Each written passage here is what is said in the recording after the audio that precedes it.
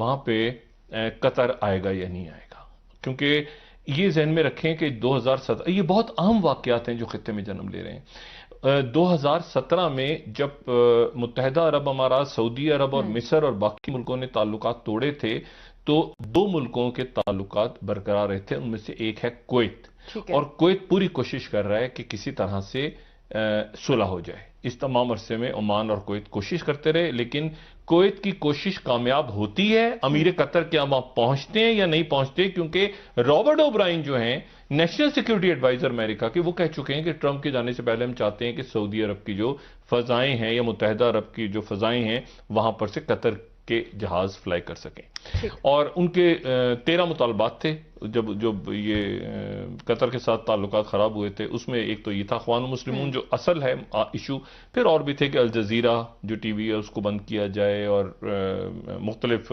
جو تنظیمیں ہیں ان کی فنڈنگ وغیرہ وغیرہ۔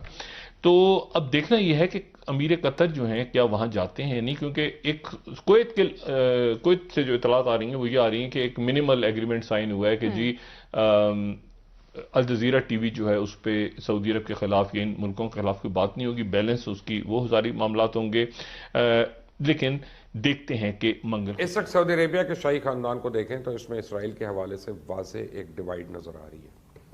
ایک طرف تو محمد بن سلمان کی خواہشات اور ترقی کا مشن ہے، اور دوسری طرف اس بات کا اسرائیل بھی اندازہ لگا چکا ہے کہ شاہ سلمان کی زندگی میں سعودی عربیہ کو اسے تسلیم کرنا مشکل ہے، جبکہ سعودی شہزادے محمد بن ترکی الفیصل کا اسرائیل کے خلاف کھل کر بولنا، جبکہ شہزادہ بندر کا اسرائیل کی حمایت میں بولنا شاہی خاندان میں اس حوالے سے واضح تقسیم کا اشارہ دے رہا ہے۔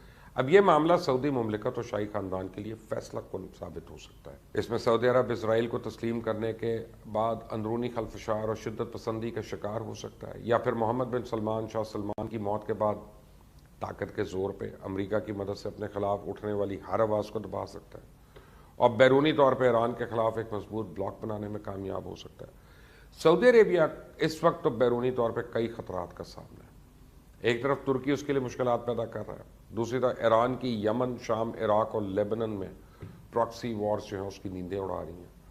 محمد بن سلمان سمجھتا ہے کہ اسرائیل اسے نہ صرف بائیڈن کے قہر سے بچا سکتا ہے بلکہ ایران کے خلاف بھی ایک مؤثر اتحاد بنایا جا سکتا ہے، اور یہی وجہ ہے کہ اس وقت مشرق وسطیٰ تاریخ کی بڑی تبدیلی سے گزر رہا ہے۔ اسرائیل جو عرب دنیا میں نفرت کا نشان سمجھا جاتا ہے اب پورے عرب میں اپنا اثر رسوخ بڑھا رہا ہے۔ شام، عراق، لیبنن اور یمن خانہ جنگی کا شکار ہیں اور اسرائیل کے خلاف مفلوج ہو چکے ہیں۔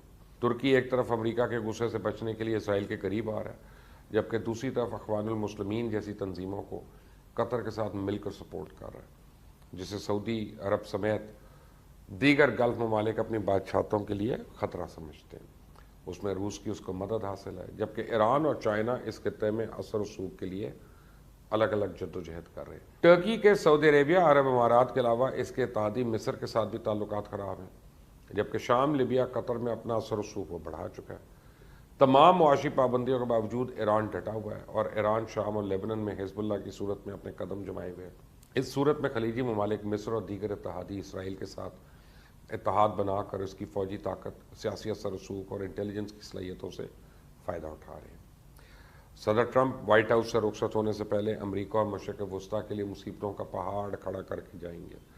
حالات اس حد تک خراب کرنے کی کوشش کی جا رہی ہے کہ اسرائیل کی مدد سے ٹرمپ اپنے جانے سے ایک ہفتہ پہلے بھی ایران سے کچھ شرارت کرنے کی پلاننگ کر رہے ہیں، تاکہ حالات اس نہج پہ پہنچ جائیں کہ بائیڈن کے لیے ایران کو کوئی بھی رعایت دینے کا آپشن ہی نہ رہے، اور اس سلسلے میں گزشتہ ایک سال سے کئی کوششیں جاری کی جائیں، جس میں قاسم سلیمانی سے لے کے محسن فخری زادہ تک تمام آپشنز کو استعمال کر لیا گیا۔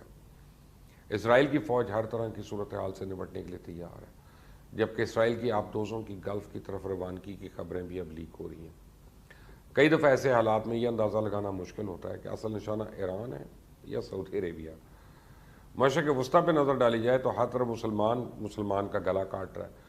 ایک مسلم ملک دوسرے مسلم ملک کی جڑیں کھوکھلی کر رہا ہے، اور ہر طرف سازشوں کا ایک ایسا جال ہے کہ اس میں ایک ایک کر کے تمام مسلم ممالک دھنستے جا رہے ہیں۔ 20ویں صدی کے مشرق وسطیٰ پہ نظر ڈالی جائے تو پہلے سلطنت عثمانیہ کا خاتمہ ہوتا ہے، اس کے ساتھ ہی فرانس، امریکہ، روس اور برطانیہ کا پوری دنیا پہ تسلط قائم ہو جاتا ہے۔ اسرائیل کا قیام عمل میں لایا جاتا ہے، तमाम अरब ममालिक मिलकर भी इसराइल से हार जाते हैं और उसका तसल्लुत मजबूत होता है।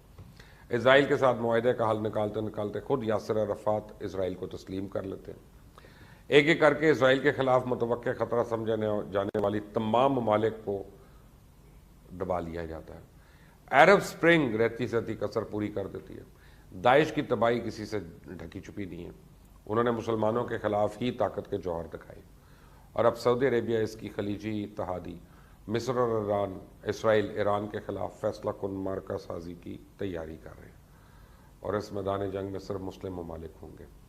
सऊदी अरेबिया इस वक्त अपने लिए दो बड़े खतरात देख रहा है, एक ईरान और एक इनकी बादशाहतों के लिए बढ़ता हुआ सियासी इस्लाम का खतरा जो अखवान अल मुस्लिमीन की सूरत में उनके सर पे मंडला रहा है। और एक खतरा सिर्फ बादशाहों के लिए नहीं बल्कि मिस्र जैसी जमहूरियतों के लिए भी दर्द सर है, जिस तैयब उर्दगान का तुर्की उनके सर पे सवार करके रखना चाहता है। जबकि बाइडन इंतजामिया की तरफ से ईरान के साथ दोबारा जौहरी मुआहदे में शामिल होने की पेशरफ्त इलाके को इश्तियाल अंगेजी और गैर मुतवक्के वाक़े की तरफ लेके जा सकती है। अब बाइडन ने इंतखाबात से पहले ऐलान कर दिया था कि सऊदी अरेबिया के साथ हथियारों की डील हमेशा के लिए ख़त्म कर देगा। 2015 में अमेरिका ने ओबामा की सरबराही में यमन में ईरान के खिलाफ इत्तेहाद बनाया था। उसे सऊदी अरेबिया की फ़ौजी मुहिम जोई को बड़ी सपोर्ट भी मिली थी।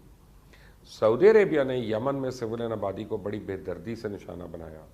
उसका इल्ज़ाम तो ओबामा पे आता है, लेकिन ये बात रुकी नहीं। उस पर ट्रंप ने जीत कर सऊदी अरेबिया का दौरा किया और अपने पहले ही दौरे में सऊदी अरब में शाह सलमान के साथ 110 अरब डॉलर की डील की और इन अमरीकी हथियारों ने यमन में नाकाबिले बयान जुल्म की कहानियों को जन्म दिया। ये हथियार घर के ऊपर, स्कूल के ऊपर, बच्चों से भरी बसेस पे हर जगह इस्तेमाल हुए और सऊदी अरेबिया ने अमरीकी मुआहदे की खिलाफ वर्जी भी की, लेकिन ट्रंप मोहम्मद बिन सलमान को खुली छुट्टी दे के रखे उन्होंने। अमेरिकन कांग्रेस भी इस हवाले से उसमें तजाद है। बाइडन ने 2019 में एक डिबेट में वादा किया था कि अगर वो इलेक्शन जीत गए तो सऊदी वॉर क्राइम की निशानदेही करेंगे, असले की डील कैंसिल करेंगे, जमाल खशोगी की खून की कीमत चुकानी होगी और मोहम्मद बिन सलमान की तरफ इशारा करते हुए कहा कि मौजूदा हुक्मरानों में बहुत कम सोशल रिडीमिंग वैल्यू है और वह यमन में बच्चों के कत्ल का बदला लेंगे। बात सिर्फ बाइडन तक महदूद नहीं है। अमेरिका में मोहम्मद बिन सलमान के खिलाफ बहुत नफरत पाई जाती है और इस बहस से भी किसी दूसरे उम्मीदवार ने बाइडन से इख्तलाफ नहीं किया और ना ही सऊदी अरब के दफा में आया। Speaker of the house Nancy Pelosi ने इतनी नफरत का इजहार किया कि सऊदी अरेबिया के खिलाफ वोट और सपोर्ट का वादा कर डाला। डेमोक्रेट्स और रिपब्लिकन्स ने मिलकर यमन में जंग बंदी की करारदादें पास की। 2008 के एक सर्वे में 75% अमरीका की यमन वॉर में शमूलियत मुखालफत की, सिर्फ 13% ने सऊदी अरेबिया को अस्ता फरोग करने के हक में रही थी।